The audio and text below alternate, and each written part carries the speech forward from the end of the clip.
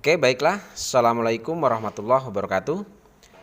Ya, masih dengan Buana 79. Salam semangat selalu untuk seluruh pelajar di Indonesia, baik dari Sabang sampai Merauke, dari Miangas hingga Pulau Rote. Kita lanjutkan untuk proses pembuatan laporan keuangan dari Salon Cantik, di mana pada pertemuan kali ini saya akan bahas terkait neraca lajur. Di mana pada pertemuan sebelumnya kita sudah bahas sampai pada adjustment atau jurnal penyesuaian. Oke, langsung saja untuk mempersingkat waktu, bahwa neraca lajur ini kira-kira bentuk kolomnya seperti ini ya, ada kolom kode dan nama akun. Ini untuk mencatat kode akun dan nama akun. Kemudian di sini ada neraca saldo untuk mencatat trial balance atau saldo trial balance 31 Desember, lalu adjustment ini untuk mencatat adanya jurnal penyesuaian. Kemudian ada kolom neraca saldo disesuaikan, ini adalah hasil perubahan nilai saldo setelah adanya penyesuaian dari trial balance. Lalu untuk laba rugi ini untuk mencatat atau untuk mencari berapa nilai laba usaha kita. Kemudian neraca ini untuk mencatat atau mengelompokkan akun-akun yang terkait dengan akun harta, hutang, dan modal. Oke, langsung saja di sini yang pertama untuk kode dan nama akun ini silahkan kalian cukup memasukkan nama akun dan kode akun yang ada di trial balance 31 Desember ini. Oke, atau bisa juga neraca lajur untuk kode, kolom kode dan nama akun kalian bisa ambil dari daftar akun yang ada di soal. Oke, kalian masukkan, kira-kira kalau sudah dimasukkan hasilnya nanti seperti ini. Ini adalah untuk kode dan nama akun. Cara mengisinya seperti itu ya, bisa juga atau kalian pindahkan saja nama dan kode akun yang ada di trial balance 31 Desember. Oke, lalu kemudian untuk kolom neraca saldo, ini adalah isi saldo dari trial balance 31 Desember ini. Oke. Jadi sekali lagi untuk neraca lajur kolom neraca saldo ini diisi atau diambil dari data trial balance 31 Desember ya, nilai saldonya ini. Oke, silakan kalian ambil saldo atau saldo-saldo yang muncul di trial balance, kalian pindahkan ke sini.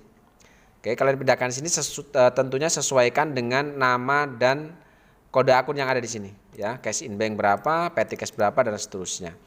Oke, itu untuk neraca saldo. Jadi ya nama akun dan kode akun bisa juga kalian ambil dari sini tadi. Atau sekaligus kalian ambil kode, nama akun dan saldonya ini ya, kalian ambil semua lalu kalian pindahkan ke sini. Itu sama saja. Oke, setelah itu kalian jumlahkan debit dan kreditnya, otomatis karena hanya memindahkan dari trial balance, otomatis saldo kolom neraca saldo ini sama tentunya debit dan kreditnya. Oke, lalu selanjutnya untuk adjustment atau kolom penyesuaian, ini pun sama, kalian hanya memindahkan atau cukup pindahkan saja semua saldo yang muncul di jurnal penyesuaian. Nah, untuk memindahkan saldo-saldo yang muncul dari jurnal penyesuaian ini, kalian cukup berpatokan pada data rekapitulasi. Lihat di sini di debit ada 3 akun, di kredit ada 3 akun, masing-masing saldonya ini. Oke, yang pertama kita coba masukkan di neraca atau di jurnal penyesuaian ini ke dalam neraca lajur, mulai dari kode akun 61200 yaitu 2.350. Kalian masukkan sini. Kalian cari kode akun 61200, berarti yang ini. Office Supplies Expense. Tadi di neraca di jurnal penyesuaian muncul di sisi debit yaitu 2.350. Lalu kemudian selanjutnya ada kode akun 61400.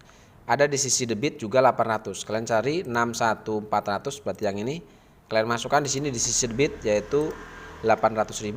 Lalu selanjutnya ada akun 61500 1.500.000. Kalian masukkan 61500, berarti yang ini. Kalian masukkan di sisi debit atau kalian posting di sisi debit neraca lajur 1.500.000. Oke, begitupun dengan sisi sebelah kredit di sini untuk 1.500, 1.600 dan 1.21110. Kalian masukkan di sisi kredit di sini. Kalian cari akunnya kemudian atau kodenya lalu masukkan saldonya. Nah, setelah dimasukkan kira-kira nanti hasilnya seperti ini. Ya, ini yang di sisi kredit. Oke, kode akun 1.500, 1.600, kemudian kode akun 2110. Seperti itu ya. Oke, lalu kalian jumlahkan dan jumlah sisi debit dan kredit tentunya juga sama dengan jumlah yang ada di jurnal penyesuaian yaitu 4.650. Oke, cukup mudah ya. Kemudian kita masuk ke kolom neraca saldo disesuaikan. Ya, neraca saldo disesuaikan ini adalah akumulasi dari kolom neraca saldo dan kolom adjustment. Akumulasi dari kolom neraca saldo dan adjustment maksudnya adalah misalnya di sini di neraca saldo muncul cash in bank 55.400.000, sedangkan di penyesuaian dia tidak ada muncul, tidak muncul ya maksudnya. Maka otomatis saldo yang muncul di neraca saldo akan menjadi saldo debit di neraca saldo disesuaikan. Begitupun dengan petty cash dan account receivable. Ini tinggal pindahkan saja ke sini. Oke. Lalu kemudian selanjutnya ada allowance for full debt. Di neraca saldo ada saldo kredit 3.300.000. Di adjustment dia tidak ada, maka otomatis ini pun akan jadi saldo kredit ya, karena di penyesuaian dia tidak muncul. Lalu kemudian di neraca saldo untuk surplus ada ada saldo 10.350.000 di sisi debit. Di penyesuaian muncul di sisi kredit yaitu saldo 2.350.000. Oke, perhatikan di sini debit ketemu kredit. Maka otomatis karena saldonya lebih besar yang di debit, maka ini yang kita kurangi. Saldo debit dikurangi dengan saldo kredit. 10.350.000 dikurangi dengan 2.350.000. Karena lebih besar saldo yang ada di neraca saldo sisi debit, maka saldonya kita letakkan di sisi debit neraca saldo disesuaikan, yaitu 8 juta rupiah. Lalu sama dengan prepaid insurance ya, sama di sini di neraca saldo muncul saldo debit 7.500.000. Lalu di penyesuaian muncul saldo kredit 1.500.000. Oke, sekali lagi debit ketemu kredit. Karena debit ketemu kredit, kita cari selisihnya. Kalau kita lihat saldonya lebih besar yang ada di kolom neraca saldo, yaitu 7.500.000. Nah, di adjustment muncul di sisi kredit 1.500.000. Berarti ini dikurangkan 7.500.000 dikurangi 1.500.000. Karena saldonya lebih besar yang di neraca saldo sisi debit, maka saldonya pun kita letakkan selisihnya di sisi debit neraca saldo disesuaikan, yaitu 6 juta rupiah. Jadi 7.500.000 dikurangi 1.500.000, selisihnya kita letakkan di sisi sebelah debit karena saldonya lebih besar yang di debit. Oke, untuk 24 juta karena di penyesuaian tidak ada, maka ini kita langsung pindahkan di sisi sebelah debit. Lalu ini pun sama untuk equipment at cost, di penyesuaian tidak ada, berarti ini tinggal pindahkan di sisi debit. Ini sama aja 19.500.000 ditambah 0 seperti itu ya. Oke, lalu untuk equipment accum debt di neraca saldo muncul saldo kredit. Di adjustment juga muncul di sisi kredit. Oke, kredit ketemu kredit, berarti kita tambahkan saldonya kita letakkan di sisi sebelah kredit. Seperti itu. Oke, lanjutkan sampai bawah. Kira-kira kalau sudah kalian jumlahkan, kira-kira hasilnya seperti ini. Oke, lalu dijumlahkan sisi debit dan kredit, didapatkan nilai 199.200.000 untuk sisi debit dan kreditnya. Untuk kolom neraca saldo disesuaikan. Oke, masuk ke kolom laba rugi atau kolom untuk mencari berapa nilai laba atau rugi. Nah, laba rugi itu adalah laporan yang terkait dengan akun-akun pendapatan dan beban. Di mana untuk akun pendapatan dan beban itu adalah untuk kode akun 4 ke bawah, yaitu 4 sampai 9. Ini adalah akun-akun yang terkait dengan akun pendapatan dan akun beban. Nah, untuk saldonya sendiri kita lihat di sini. Kita masuk ke kolom untuk mengisi laba rugi, itu kita berpatokan pada data yang ada di kolom neraca saldo disesuaikan. Ya, mulai dari kode akun 4 sampai dengan kode akun 9. Berarti saldo inilah yang akan kita gunakan untuk membuat laporan untuk mengisi kolom laba rugi ini.